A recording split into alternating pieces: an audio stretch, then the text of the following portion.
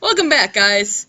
As we said in our other video, we're doing a separate version for Legendaries because it's way too easy to just pick Legendaries as your favorite Pokemon.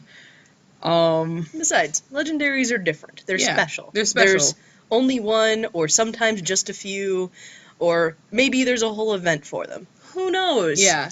But Legendaries are different. We're also including Mythicals because they're basically Legendaries. Pretty much. They might as well be.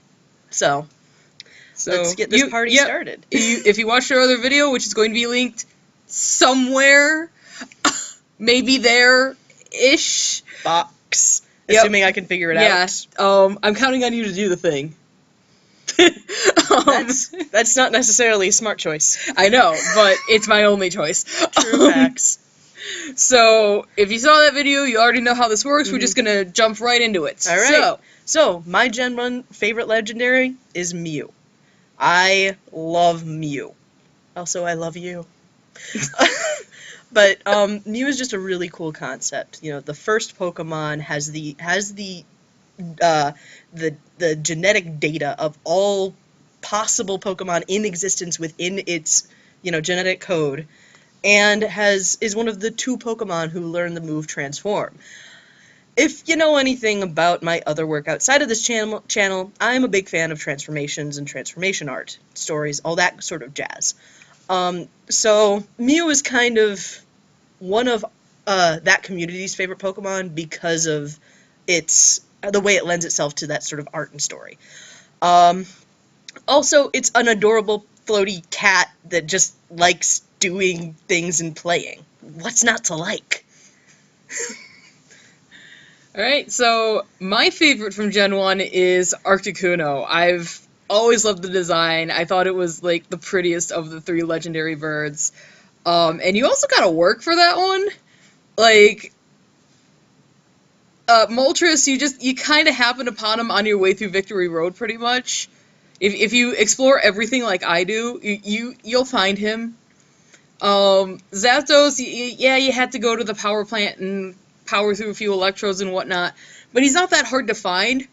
Articuno, you have to go to a place that is pretty much unnecessary. You could actually get to the place where you're trying to go by just surfing down from Pallet Town, and you have Fly, so that's not a problem. So you kind of have to go out of your way into this convoluted cave system and push boulders through holes and stop currents, and it's a lot of work to get to Articuno, honestly. And so when you actually get to Articuno, I feel like it's really rewarding. And on top of that, just awesome design. I love the cry, even. It's really pretty. And a flying ice type. So, awesome. What's not to love? Yeah. Alright, Gen 2, my favorite legendary, Ho-Oh. This would have been different if I hadn't played Heart Gold and also watched enough of the anime to really like Ho-Oh. I love his appearance at the end of the first episode of the anime, basically blessing Ash's journey. I love the lore of he makes people happy. He just is a really cool Pokemon, and I love his personality and perspective personality and that sort of thing. So, gotta go with Ho-Oh. Also, he looks awesome. And he kind of reminds me of, like, Suzaku, and I've watched far too much Fushigi Yugi, so that's always a plus. Rainbow Bird. Yes. The people who know will get it. Yeah. My favorite from Gen 2, gotta be Suicune.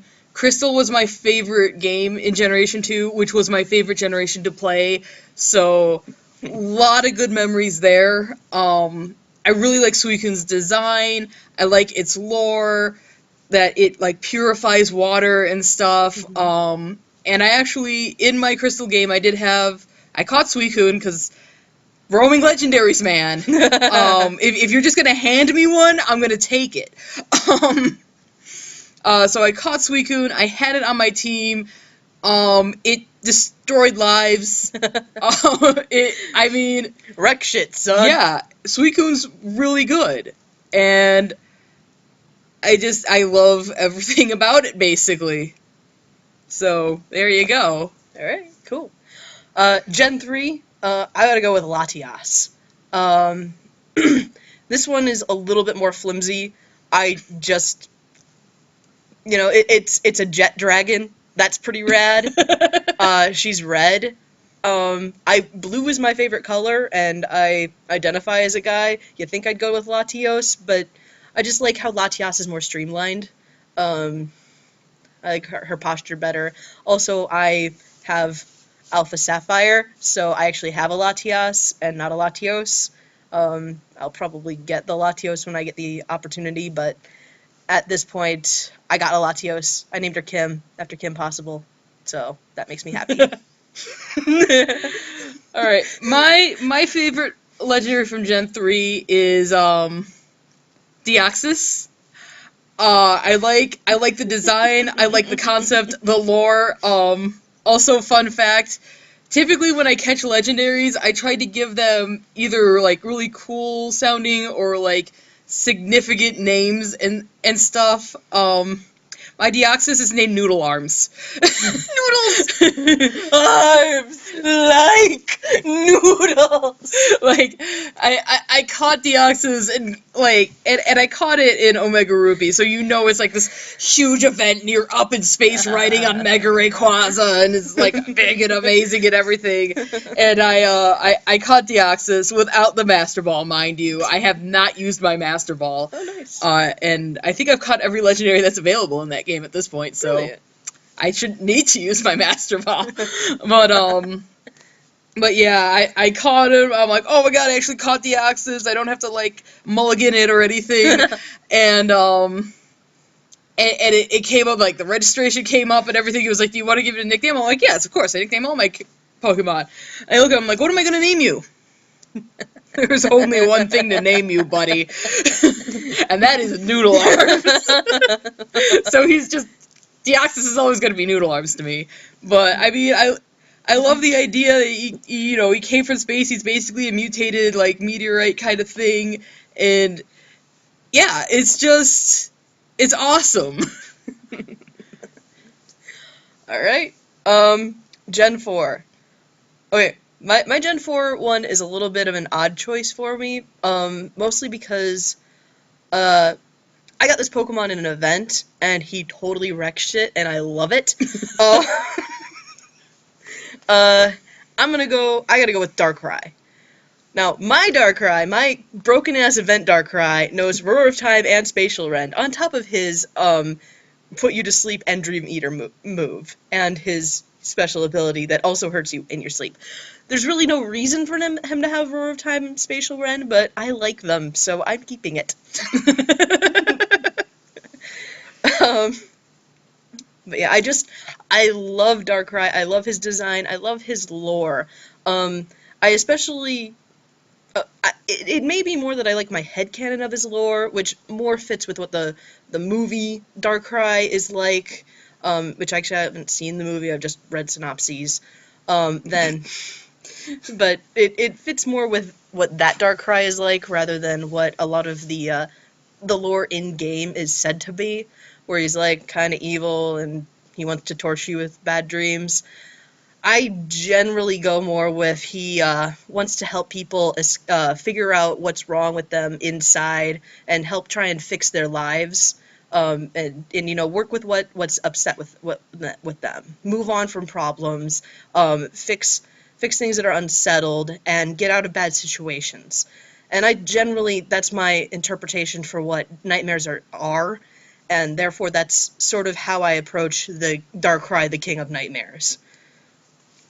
Alright, my favorite from Gen 4 is Cresselia, basically because it's my aesthetic. Like, we were talking about it, because I was very in between Cresselia and Shaman, who, by the way, gets an honorable mention from both of us, because Absolutely. adorable flower hedgehog. Yes. But just looking at Cresselia's design, it looks like it belongs in a Knights game, and I'm a huge Knights fan. it's got, the whole lunar theme going. But it's like bright colored and pretty, and it's got like the light thing going for it too. It's very much my thing. If you, And it's my second favorite typing. Yes. So, if you told me that Cresselia was an alt form of Knights, I'd believe you. yeah. It's like, oh yeah, that's the Crescent persona. Like, yeah, that's believable. It really is. Yeah. In fact, I kind of want us to get on some Knights art and make Knights as a Cresselia. Or as if he's wearing a persona to make him into one. Or they are wearing a persona to make them into one. I mean, it just looks like my thing. And it's my second favorite typing. I love it. I love it. Not to love. So, Gen 5, my favorite has to be Keldeo. Because it's a fighting unicorn! Fighting type unicorn! This is my jam! This is exactly my jam! And I also really like its stalwart form, and that's really neat. Alright. It's really all there is to it. It's a fighting type unicorn. Basically. So, my favorite from Gen 5 is Meloetta, and for those of you who don't know, I am primarily a musician. I am very much with the musics. I've been singing since I was a child. I play a number of instruments, and including the ukulele. Yeah, well, sort of. I'm not very good at it because I just make shit up. But yeah, just having a music-based mythical, legendary, whatever Pokemon, like, when I saw Meloetta, when I saw, like, the design and everything, and just, like, the whole idea behind Meloetta, I was like, that is so awesome! I really want one! And I can get one this December. So, I think it's December. I'm pretty sure that's when they give away Meloettas. Events. Yep. It's GameStop. Anyway, not sponsored. Anyway. I got a Mewtwo. It knows pound. You got a Mew. Oh, right, a Mew. I'm an idiot. You know, your favorite Gen 1 Legendary? Yeah, I said wrong words. I still don't have a Mewtwo. Yeah, I need to work on that too. Yeah. Anyway. So, Gen 6. So, an answer here. Our favorite Gen 6 Pokemon is Mewtwo. No. I would have to go with... Mewtwo transcends all generations. He's a man-made one, so he can do whatever the hell he feels like. I don't know. I would go with Xerneas, the light deer of awesomeness and life. Yeah. I just like the rainbow deer. He's neat. He's neat. I like his little life thing, and fairy type is pretty cool. Yep. It has become quite badass. Yes. So. And my favorite legendary from Gen 6 has to be Hoopa. I think it's really cool that they brought the Jin lore into the Pokemon universe. It fits pretty damn well. Yeah, you've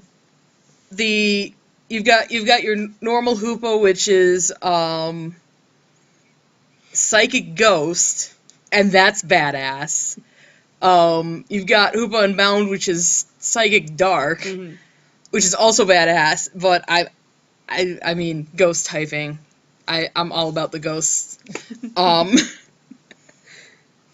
And just like the fact that it's just mischievous, and it likes to just take things it likes and store it in an alternate dimension, because fuck you, that's why. It's so well captured the Jin lore, in the form of a Pokemon, and it's awesome. Jin lore with generally less murder.